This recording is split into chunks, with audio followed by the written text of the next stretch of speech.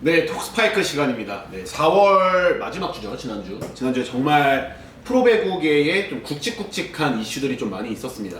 지난주 월요일 25일이죠. 남자 FA 시장이 마감이 됐고, 그 이후에 목요일, 금요일에 거쳐서 여자부, 남자부 외국인 선수 드래프트가 있었는데, 정말 비시즌 초반 스케줄을 바쁘게 움직이고 있는 배구계인 것 같습니다.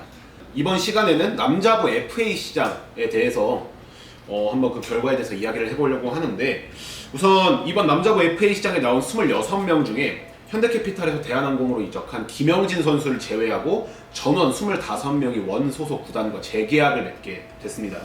특히 A, B 등급 선수들이 전원 잔류하게 되면서 이번 시즌에 남자부의 빅사이닝이 한 건도 일단 나오지 않았다는 점이 좀 눈여겨볼 바가 아닌가 싶고, 사실 이번 시즌에 쟁쟁한 카드들이 시장에 많이 나왔잖아요. 뭐 석석듀오도 있었고, 현케의 전광인 선수도 있었고, 그리고 이야기가 많이 나왔었던 한국전력의 서재덕 선수도 있었지만, 결국에는 모든 선수들이 잔류를 택하게 되면서 원소속 구단과 재계약을 맺게 됐는데, 일단 서재덕 선수 얘기를 좀 한번 해볼까 합니다.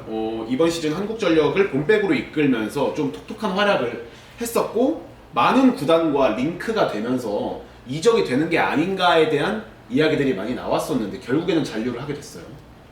저 앞에서 언급을 했듯이 이번 FA 명단을 보면 사실 주전급 멤버들이 대거 나왔고, 특히 수비도 되고 공격도 되는 윙 스파이커 자원들이 많이 나왔잖아요. 그렇죠. 서재덕 선수도 그 중 한 명이었고, 대신 뭐 대한항공의 석석듀오나 현대캐피탈 정강인 선수의 경우에는 사실 잔류가 거의 기정사실화된 상황에서 타 구단에서는 서재덕 선수를 많이 러브콜을 보냈고, 네, 그래서 사실 서재덕 선수가 두 번째 FA잖아요. 그렇죠. 그래서 이번에는 정말로 정강인 선수를 따라서 이적을 하지 않을까 생각을 했는데, 이번에 또 잔류를 하게 됐고요. 뭐 다른 팀에서 오퍼들을 보면 뭐 지금보다 높은 금액을 제시한 팀도 있었지만, 서재덕 선수는 지금 이 한국전력에서 이 팀원들과 좀 더 한 번 더 해보고 싶다는 생각이 더 컸던 것 같아요. 좀 서재석 선수가 일단 좀 들은 바로는 한국전력 포함해가지고 4개 구단에서 조금 오퍼를 지금까지 좀 받은 걸로 알고 있었는데, 네. 사실 어떤 한 팀하고는 정말 저는 직전까지 간 걸로 알고 있어요. 그 정도로 이번에는 진짜 서재석 선수가 이적을 했다면, 이범희 기자가 말했던 것처럼 레프트 사이에서 이 연쇄 이동이 정말 좀 활발했을 것 같아요. 근데 서재석 선수가 결국에는 좀 남았고, 좀 듣기로는 이 박철호 선수가 서재석 선수뿐만 아니라 뭐 신영석 선수, 황동희 선수하고 같이 이렇게 밥도 먹으면서 조금 함께 해보자는 조금 의지가 저는 전했던 걸로 알고 있어요. 어떻게 보면 또 박철호 선수도 일단 한국전력과 FA 계약이 올 시즌이 마지막 해거든요. 그렇죠. 지금 현 상황에서 이 멤버 자체는 정말 좀 꿀리지 않기 때문에 어떻게 보면 우승을 또 도전할 수 있는 기회라고 여겼기 때문에 후에 선수도 약간 이 형들의 마음에 또 잔류를 택한 것 같고, 어떻게 보면 또 한국전력의 혼이라고 불리는 선수이기 때문에 그렇죠. 좀 그런 것도 팬들의 이런 사랑도 후대 선수가 조금 염두에 해가지고 좀 남지 않나 싶습니다. 그리고 이번 시즌 FA 시장에서 유일하게 이적을 한 게 이제 현대캐피탈에서 대한항공으로 이적한 이제 세터 김영진 선수인데, 사실 지금 당장 대한항공에서 무언가 주전급으로 성과를 내기를 바래서 지금 트레이드를 한 건 그 FA 영입을 한 거는 아니라고 봐요.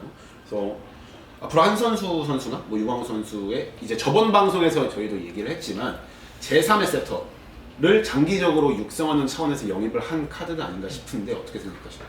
그렇죠. 지금 말한 대로 김영진 선수가 바로 군 입대를 하잖아요. 상무에 합격을 해서 곧 입대를 하는데, 대한항공에서도 일단은 김영진 선수가 C그룹이기 때문에 이렇게 영입을 하는데 큰 걸림돌이 없이 쉽게 좀 영입을 할 수 있었고, 뭐 김영진 선수 같은 경우는 17년 삼성화재 지명을 받고 프로 데뷔를 했는데 2020년 현대캐피탈로 이적을 했지만 사실상 기회를 많이 얻지를 못했고요. 지난 두 시즌 동안 풀타임을 소화하기보다는 좀 원포인트 서버로 나오는 경우가 대부분이었고, 그렇죠. 뭐 비록 지금은 군대를 바로 가지만 대한항공에 있다면 또 새로운 기회를 얻어서 좀 코트 위에 나오지 않을까 생각을 하고요. 사실 이 선수를 홍익대 시절부터 봤었는데, 그때도 뭐 다른 배구 관계자분들도 그렇고 인성이 좋은 선수 중에 한 명으로 꼽잖아요, 이 선수가. 그래서 이 선수가 좀 더 좋은 코트 위에서 웃었으면 하는 바람도 있습니다.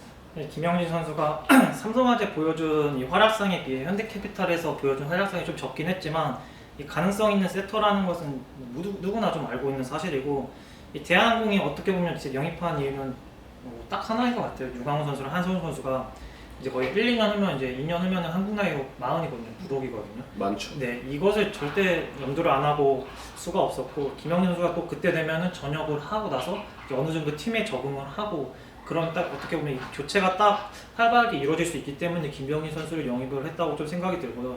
이 한성훈 선수랑 유강훈 선수를 빼면은 지금 이제 대한민국에 남아있는 세터가 정진혁 선수 이제 올 시즌 신인 선수 한 명뿐이거든요.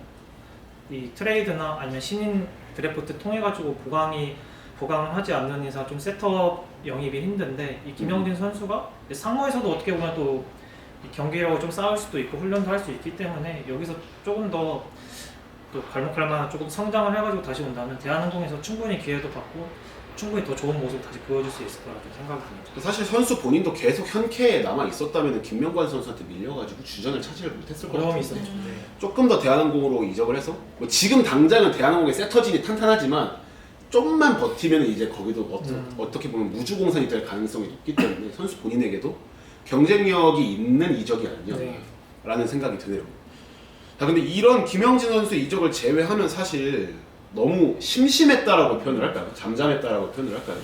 그리고 이게 딱딱딱 계약이 되는 개별 건수마다 발표된 게 아니라 데드라인 마지막 날에 5시에서 6시 사이에 그냥 일괄적으로 발표가 됐잖아요. 모든 계약 건수가.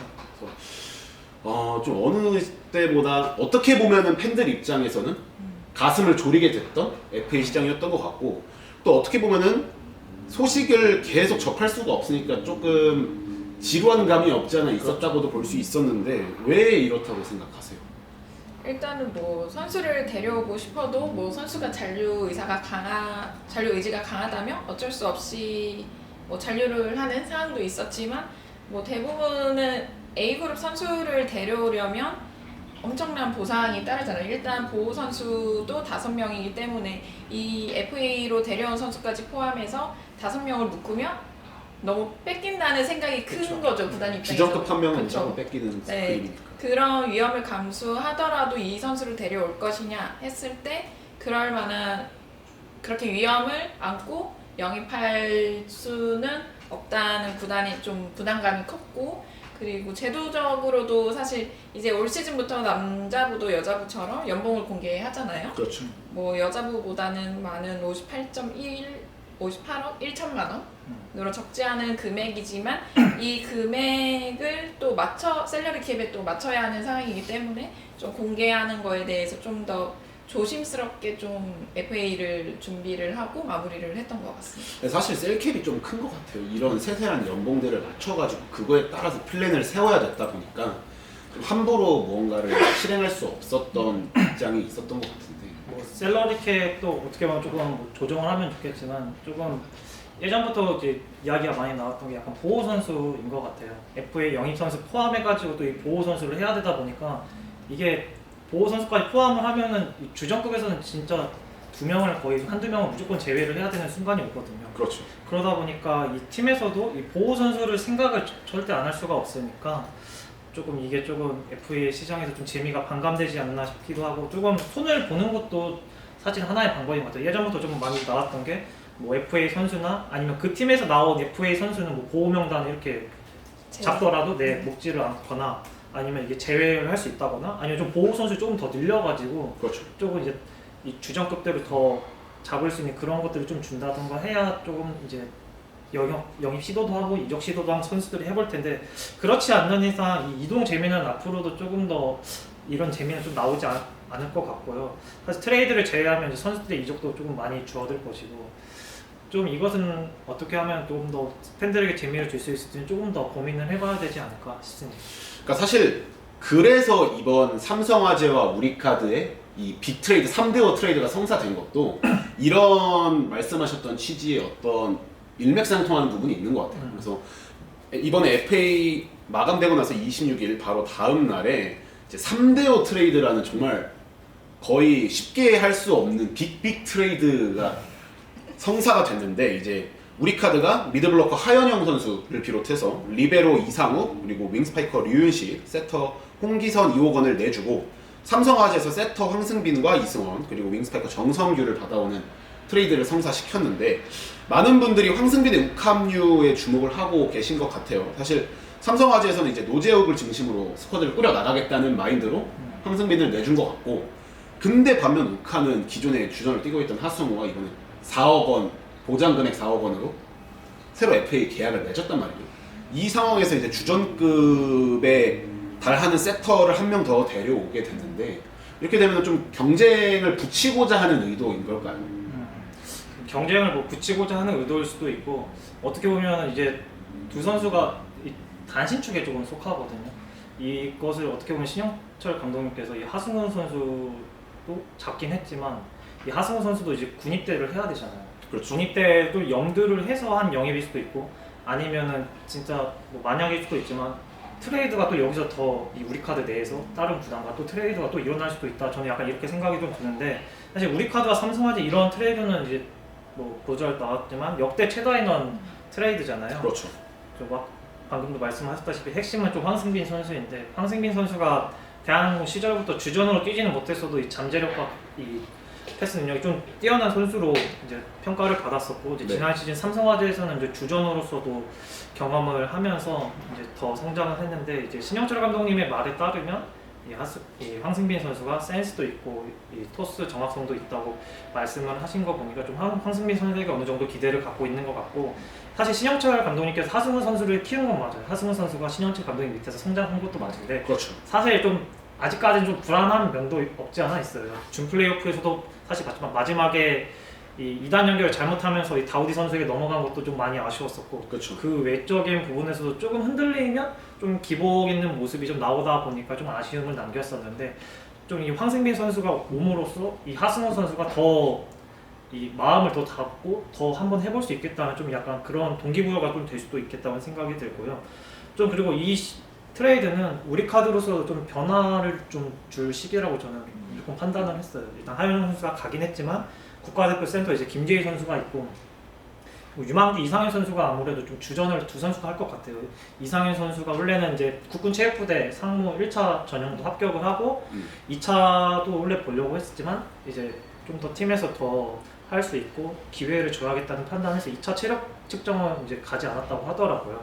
좀 그런 판단에서 이제 이상현 선수도 이제 우리 카드에서 주전으로 좀 더 활약을 할 수 있을 거라 생각이 들고, 이 이상욱 선수도 어떻게 보면 좀 새로운 도전을 원했다는 좀 이야기가 들리더라고요. 네, 우리 카드 그리고 아무래도 리베로 라인도 있고 하니까 이제 삼성화재 가가지고 더 어떻게 보면은 백광현 선수하고 함께 할 수도 있겠지만 좀 더 많은 출전 기회를 더 얻을 수 있을 것 같고요. 이호건 선수하고 류현식 선수는 2020년에 이제 삼성화재에서 트레이드로 우리 카드에 왔다가 다시 이제 트레이드를 통해 가지고 삼성화재로 갔는데, 사실 이호건 선수는 삼성화재에 일주일 있었어요. 이거 해가지고 고상 선수로 해가지고 이호건 선수도 근데 상무를 이번에 떨어졌는데 좀 군 문제가 걸려있긴 하지만 좀 어떤 활약을 펼쳐질지 궁금이 되고, 네. 그리고 저는 이제 조금 이 황승민 선수하고 하승우 선수를 빼면 여기에 이제 김광일 선수라고 우리 카드에 네. 좀 그나마 장신 세터 선수가 있는데, 이 중부대 시절부터 좀 장신 세터로 좀 각광을 받았어요. 어떻게 보면 황승빈 선수랑 하승우 선수가 단신축에 속하기 때문에 이 김광일 선수가 좀 저는 활용폭이 좀 더 넓어질 수 있다고 생각이 들어요. 두 선수가 이제 전위에 있을 때 김광일 선수가 이제 교체로 들어가가지고 좀 블로킹에서 조금 더 활용 재미를 좀 볼 수 있을 거라 생각이 들고, 이 사실은 이호건 선수가 사실 백업 세터이긴 하지만 이외에 3위 세터 김광일 선수를 남겨둔 이유는 분명 신영철 감독님이 의도가 좀 분명히 있을 거라 생각이 들기 때문에 좀 이번 트레이드는 다가오는 시즌에 대해서는 좀 재미가 있지 않을까 생각이 듭니다. 네. 저도 황승빈 선수를 얘기하고 싶은 게, 일단 삼성화재에서 처음으로 주전으로 뛰었고 또 새 팀으로 가게 됐지만 우리 카드에서 어떤 모습을 보일지가 기대가 되고, 나경복 선수랑 사실 인하대 시절에서 뭐 길지는 않지만 1, 2년 정도 네. 같이 뛰었기 때문에 두 선수가 또 어떤 호흡을 보일지도 흥미진진할 것 같고요. 네. 삼성화재는 포지션별로 다 전력 보강을 그렇죠. 했잖아요. 그렇죠. 사실상 뭐 세판짜기에 나선 거나 다름이 없는데, 그렇게 좀 그래도 이전보다는 경험이 풍부한 선수들로 영입을 하면서 김상우 감독이 또 어떻게 좀 새로운 삼성화재의 모습을 보일지도 기대가 되고요. 당장 지금 시즌만 지금 전력으로만 보면 지난 시즌보다는 그래도 좀 더 낫지 않을까 싶습니다. 다음 시즌 삼성화재 주전 라인업은 올 시즌 주전 라인업 한 절반은 좀 바뀌지 않을까 저도 맞아. 예상이 되는데. 그리고 미들 블로커 라인도 삼성화재가 이제 하현웅 선수를 데려오면서 좀 더 훨씬 더 좀 경험적으로나 인원적으로나 좀 탄탄해진 느낌도 들고. 하윤영 선수가 한국 나이로 41세이긴 하지만 한 진짜 여우현 선수처럼 45세까지는 충분히 거뜬하게 중앙에서 제 역할을 해줄 수 있는 선수라고 생각이 들어가지고 김상훈 감독님께서 센터 영입을 굉장히 원하셨었는데 이 하윤영 트레이드 영입은 정말 좀 최고의 그래도 좀 선택이지 않을까 삼성화재로서는 좀 그렇게 생각이 듭니다. 자 그러면은 양 팀에게 윈윈이다, 윈 루즈다 어떻게 평가하시나요? 이거는 그래도 한 시즌 정도 맞아요. 끝나봐야 1, 2라운드는 한번 봐야 될 것 같아요. 아 미리 예상하는 건 빠르다. 알겠습니다. 네. 자 이렇게 해서 남자부 FA 이야기를 맞춰봤는데 사실 뭐 이거 이외에도 여러 가지 이슈들이 있었어요. 뭐 여현 선수가 이제 개인 통산 5번째 FA 계약을 하면서 정말 최장기간 리그에서 또 어떤 모습을 보여줄지. 근데 사실 뭐 지금 이게 들리는 얘기로는 이렇게 계약을 맺어놓고는 향후를 바라보는 어떤 플랜을 준비하고 있는 것이 아니냐라는 얘기도 있는 것 같고. 그래서 저희는 다음 방송 때 이제 외국인 선수 이야기 들고 다시 찾아오겠습니다.